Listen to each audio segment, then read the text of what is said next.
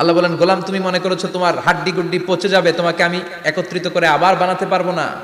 বানানো তো অনেক দূরের কথা, আমি তো তোমার আঙ্গুলের ছাপগুলো সংরক্ষণ করে রেখেছি। চিল্লায় পড়েন আল্লাহু আকবার।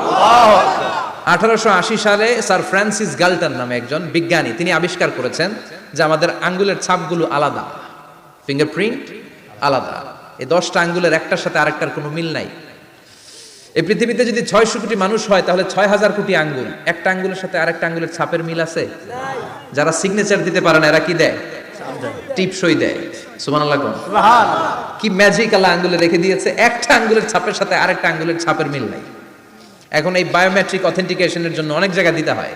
ইমিগ্রেশন পাস করবেন, গিভ ইউর ফিঙ্গারপ্রিন্ট। ভিসা করবেন, Schengen visa, European visa, provide your fingerprint first.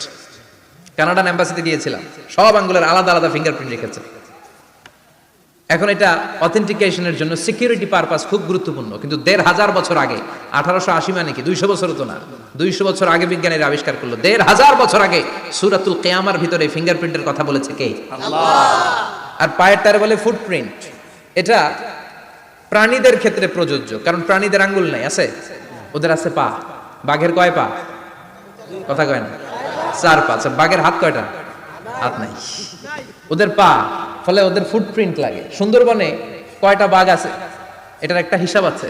কি করে বলে, কেমন করে হিসাব করে? বাঘের কাছে যে গুনে, চেহারা তো একরকম, একটার 3 বার গুনবে। কথা কন, কিভাবে গনে তাহলে? বাঘসুমারি হয় কিভাবে? ফুটপ্রিন্ট, পায়ের ছাপ। একটা বাঘের পায়ের ছাপের সাথে আরেকটা বাঘের পায়ের ছাপের কোনো মিল নাই।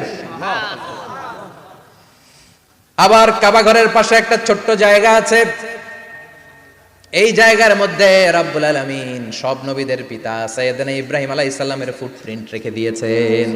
ওয়াত্তাখিযু মিম মাকামি ইব্রাহিম মুসাল্লা, সাইয়েদনা ইব্রাহিমের দাঁড়ানোর জায়গায় তোমরা নামাজের জায়গা করে নাও। আল্লাহু আকবার।